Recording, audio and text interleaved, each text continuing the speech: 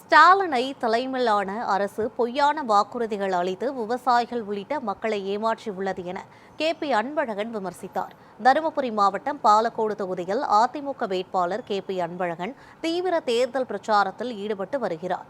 B. செட்டிஹள்ளி, செங்கோடப்பட்டி, தீர்த்தகாரஹள்ளி, Kombanayakkanahalli உள்ளிட்ட 20க்கும் மேற்பட்ட கிராமங்களில் பொதுமக்களை நேரில் சந்தித்து இரட்டை இலை சின்னத்திற்கு வாக்கு சேகரித்தார். அப்போது திமுக ஆட்சியில் சொத்து வரி மற்றும் அத்தியாவசிய பொருட்களின் விலை உயர்வு காரணமாக பொதுமக்கள் கடுமையாக பாதிக்கப்பட்டுள்ளனர் என குற்றம் சாட்டினார்.